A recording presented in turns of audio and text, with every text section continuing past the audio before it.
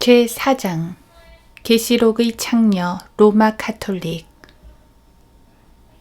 여러분은 로마 가톨릭이 많은 그리스도인 지도자들이 우리에게 말하는 것처럼 단순히 타락하거나 배교한 교회라고만 생각하는가? 아니면 계시록의 창녀라고 생각하는가? 성경에서 직접 살펴보기로 하자. 성경은 계시록 17장에서 많은 물 위에 앉은 그 큰 창녀의 심판을 내게 보여주리라고 말씀하신다. 물론 성경에서 많은 물은 많은 사람들을 의미한다. 오늘날 바티칸은 거의 10억에 달하는 그의 추종자를 자랑하고 있다. 이것은 지구 인구의 거의 4분의 1에 해당하는 수이다. 성경은 땅의 왕들도 그녀와 더불어 음행하였고 라고 말씀하신다. 역사를 살펴보면 거의 모든 왕들이 바티칸과 정치적, 종교적, 경제적 유대를 가져왔음을 보게 된다. 그 시작은 콘스탄틴 대제로 그는 실제로 첫 번째 교황이었으며 첫 번째 공회를 주재한 인물이었다. 콘스탄틴은 구원받은 적이 없었다. 그것은 또 하나의 연막이었다. 오늘날 대부분의 나라들은 바티칸의 외교 사절을 파견해 놓고 있다. 큰 바빌론이 무너졌도다. 무너졌도다. 마귀들의 거처가 되었고 온갖 더러운 영의 소굴이요 모든 더럽고 가증한 새의 소굴이로다. 요한계시록 18장 2절. 땅에 사는 자들도 그녀의 음행의 포도주에 취하였도다. 우리는 제2차 세계대전의 광란을 목격했으며 예수회가 그것을 어떻게 일으켰는지도 알고 있다. 성경은 계속해서 말씀하신다. 그 여자는 자주색과 주홍색 옷을 입고. 이것들은 바티칸의 공식 색깔들이다. 금과 보석과 진주로 장식하고. 바티칸이 지상에서 가장 부유한 조직체라는 것을 알고 있는가? 이것에 관해서는 책의 뒷부분에서 자세히 살펴볼 것이다. 성경은 계속해서 말씀하신다. 그녀의 이마에 한 이름이 기록되어 있는데 신비라, 큰 바빌론이라.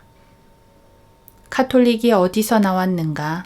조금만 살펴본다면 카톨릭이 고대 바빌론 신비 종교에서 나왔으며 님롯과 세미라미스까지 거슬러 올라간다는 것을 발견하게 될 것이다. 땅의 창녀들과 가증한 것들의 어미라. 로마에서 나온 몇 가지 가증한 것들을 거명해 보겠다. 나치당의 지도자들은 예수회 사제들과 카톨릭 고위층 인사들로 이루어져 있다. 그 외에 창녀들의 어미의 사생아인 공산당이 있다. 이 이름들을 살펴보라. 막스, 엥겔스, 스탈린, 레닌, 피델 카스트로. 이들은 모두 예수회에서 훈련받았고 교육받았다. 이들은 카톨릭의 아들들이다. 부두교 같은 이단들은 말할 것도 없다.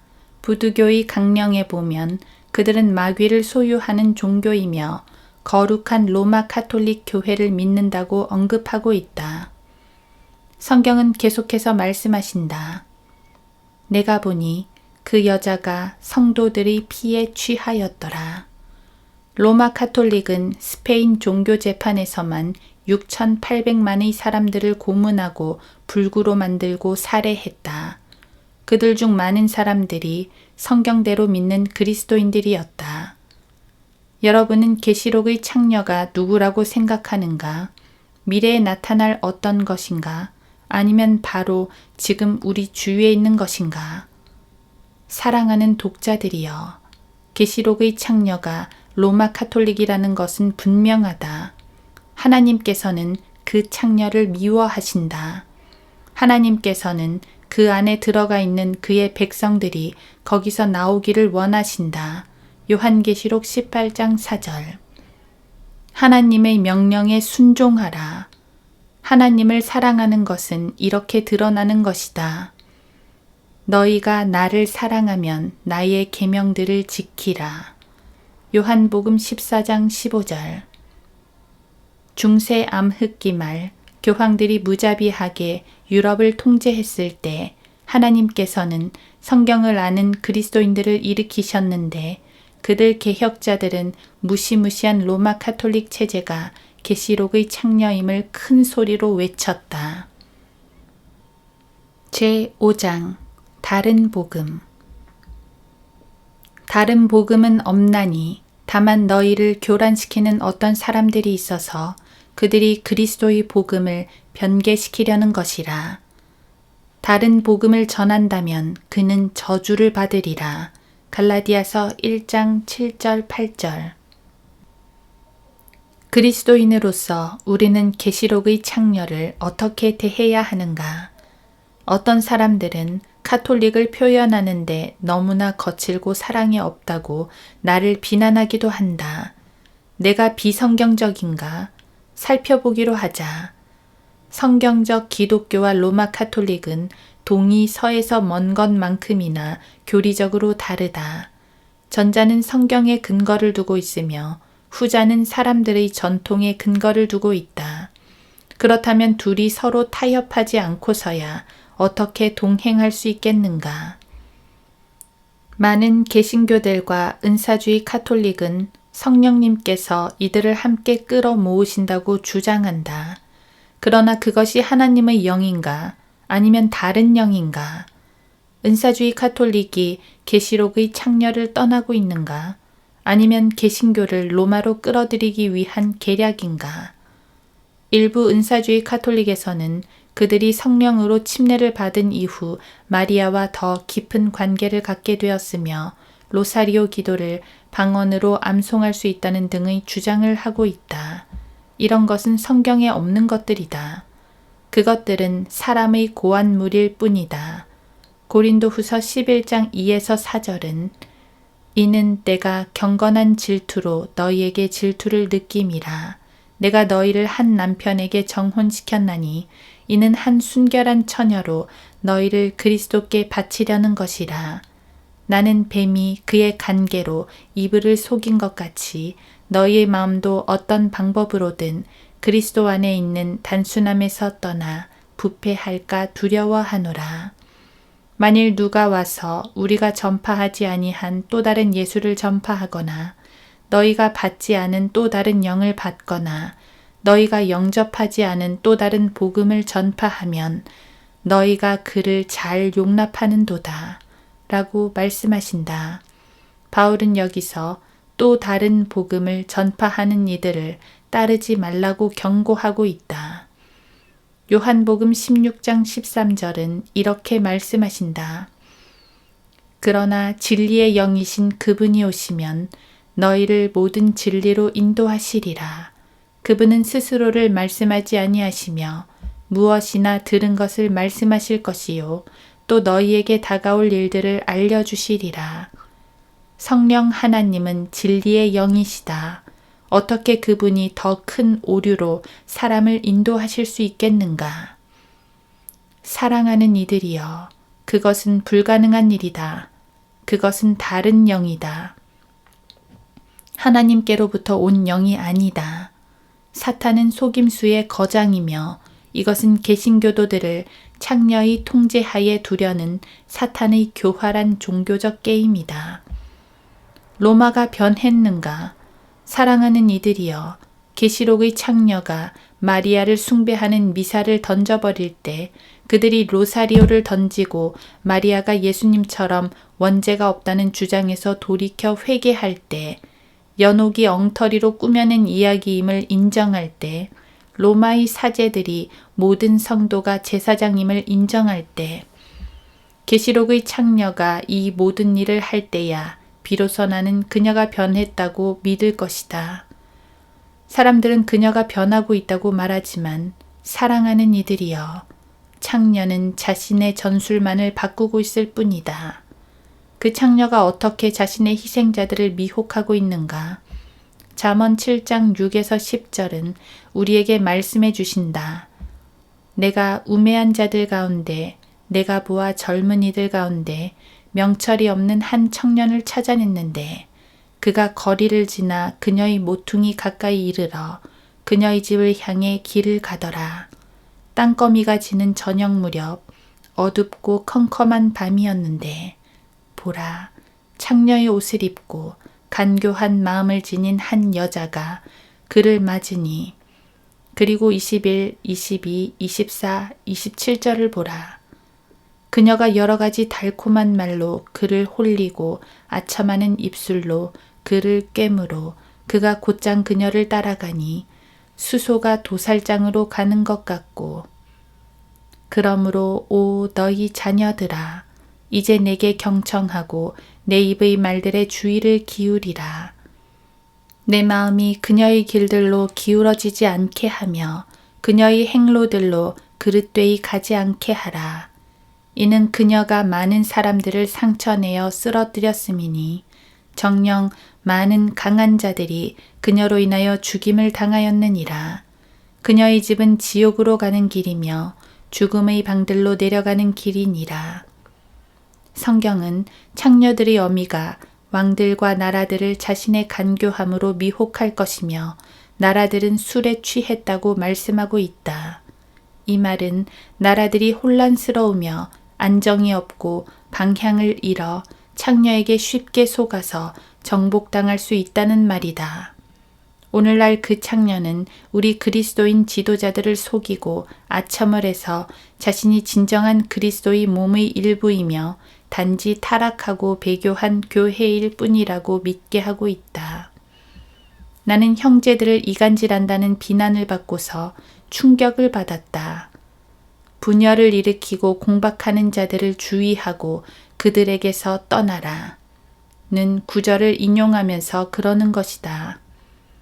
그러나 그 절의 상반절은 왜 생략하는 것인가? 형제들아, 내가 너희에게 권고하노니 너희가 배운 교리에 역행하여 분열을 일으키고 공박하는 자들을 주의하고 그들에게서 떠나라. 로마서 16장 17절. 이 구절은 행위가 아닌 믿음을 통한 구원에 관한 가장 위대한 책인 로마서 끝부분에 있다. 오직 예수 그리스도를 믿음으로 구원받는 것 외에 다른 것을 가르치는 사람들을 피하라고 우리에게 말씀하고 있는 것이다. 그것은 바로 이단들에 대한 경고이다. 이단은 갈보리에서의 그리스도의 희생이 충분치 않다고 가르친다. 렉스, 교황을 만나다. 마침내 내가 교황 요한 바오로 2세를 직접 아련했을 때 그것이 내게 얼마나 활력을 주는 순간이었는지 모른다. 그가 우리의 사역에 관해 들으셨다는 것은 분명했다. 나는 향후 3년간의 우리의 계획, 즉 텔레비전을 통해 지상의 모든 나라들의 복음의 메시지를 전하는 것에 대해 이야기했다. 함께 이야기할 때 나는 우리의 임무가 같음을 더욱더 절감하게 되었다. 즉 그리스도의 몸을 세우고 그리스도 안에서 우리의 형제들을 세워주고 세상을 이겨서 왕국으로 만들고 예수님께서 우리에게 위임해 주신 빛나는 메시지인 하나님께서는 여러분을 사랑하십니다를 나누는 것이다. 여러분도 그 자리에 함께 있었으면 얼마나 좋았을까. 교황 요한 바오로 2세와 내가 함께 했던 그 몇 분 동안 여러분도 내 곁에 있었다면 말이다. 왜냐하면 그 순간은 나의 개인의 삶과 나의 영적인 삶에서 이정표가 되는 순간이었기 때문이다. The Answer 1980년 3월호. 내가 분열을 일으킨다는 말은 맞다. 그러나 형제들 사이에서가 아니다. 우리는 다른 종류의 분열에 대해서 특별히 언급해야 할 필요가 있다. 그리스도 안에 있는 형제들 사이에서 분열을 일으켜서는 안 된다. 그리스도 안에 있는 형제들은 믿음, 오직 믿음으로만 구원받는 성경적 복음을 고수하는 사람들이다. 그러나 거짓 교리, 즉 다른 복음을 가르치는 사람들에게서 분리하라고 성경은 말씀하신다. 예수님께서는 마태복음 10장 34에서 39절에서 이렇게 말씀하셨다. 내가 세상에 화평을 주러 온 줄 생각하지 말라. 나는 화평을 주러 온 것이 아니라 칼을 주러 왔노라. 내가 온 것은 사람이 그 아버지와 딸이 그 어머니와 며느리가 그 시어머니와 서로 대적하게 하려 함이니라. 사람의 원수들은 그의 가족 중에 있으리라. 아버지나 어머니를 나보다 더 사랑하는 사람은 나에게 합당치 아니하고 아들이나 딸을 나보다 더 사랑하는 사람도 나에게 합당치 아니하며 또 자기 십자가를 지지 않고 나를 따르는 자도 나에게 합당치 아니하니라. 자기 생명을 찾는 사람은 잃을 것이요 나로 인하여 자기 생명을 잃는 사람은 찾을 것이라. 여기서 예수님께서는 분리에 관해 말씀하고 계신다. 우리는 어떠한 희생을 치르더라도 복음을 지켜야 한다. 그리스도 안에서 신실한 한 형제의 말을 인용하고자 한다. 올바른 관점으로 상황을 인식하는데 도움을 주리라고 생각한다. 그는 말하기를 우리는 사랑과 화합이라는 말이 너무도 큰 호소력을 갖는 시대에 살고 있기 때문에 이 단어들이 문맥을 벗어났을 때 본래의 의미가 아니라고 주장하기가 너무 어렵다. 진리가 결여된 사랑은 우상 숭배와 같다. 타협이란 복음을 거부하는 것과 같다. 복음이 없으면 희망도 없다. 화합과 진리 중 하나를 선택해야 한다면 화합이 진리에게 양보해야 한다. 왜냐하면 오류 속에서 하나가 되느니 진리에 의해 나뉘는 편이 더 낫기 때문이다. 라고 했다. 하나님께서는 말씀을 통해 우리에게 진리가 가장 중요하며 진리를 붙들지 않는 사람들에게서 떠나라고 하셨다.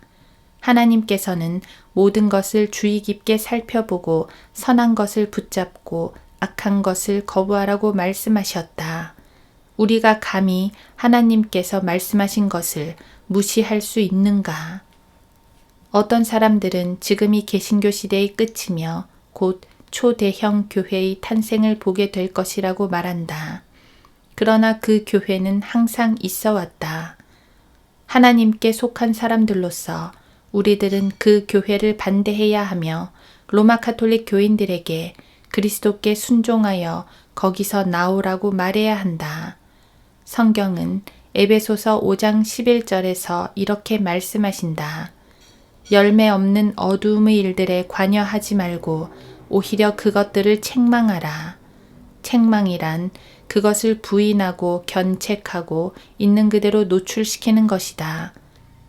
계시록 18장 6, 7절에서 그리스도께서는 이렇게 말씀하신다. 그녀가 너희에게 준 만큼 그녀에게 되돌려 주라. 그리고 그녀가 행한 것을 따라 2배로 갚아주라. 그녀가 채운 잔에도 그녀에게 2배로 채워주라. 그녀가 자신을 영화롭게 하고 즐기며 산 만큼 그녀에게 고통과 슬픔으로 주라. 이 구절은 창녀들의 어미에 관한 구절이다. 성경에서 유일하게 반격하라고 말하는 곳이 이곳이다. 반격은 우리의 책임이다. 그 창녀는 카톨릭에 속한 사람들을 배신해왔고 또한 개신교를 파괴하고 있다. 우리는 하나님의 은혜로 그 창녀가 자기 의로 내세우는 옷을 벗기고 그녀의 더러운 상처와 거짓말과 범죄와 그녀의 손에 묻은 피와 하나님께 속한 사람들에 대한 살인적인 의도들을 알려야 한다. 그 모습이 드러나면 카톨릭에 속한 사람들과 세계는 그녀가 행해온 일들을 보게 될 것이며 거기서 떠나 그리스도께로 돌이킬 것이다. 그리스도인들은 어떤 전쟁을 하고 있는가? 바로 영적 전쟁이다. 우리는 무기를 들고 카톨릭을 뒤쫓는 것이 아니다. 영적 전쟁이 어떤 것인지 이해해야 한다. 우리는 사람들의 혼을 놓고 영적 전쟁을 하고 있다. 성경은 이렇게 말씀하신다. 이는 우리의 싸움이 혈과 육에 대항하는 것이 아니라 정사들과 권세들과 이 세상 어두움의 주관자들과 높은 곳들에 있는 영적 악에 대항하는 것이기 때문이니라. 에베소서 6장 12절. 우리는 영적 전쟁을 하고 있다. 공격 자세를 취해야 한다.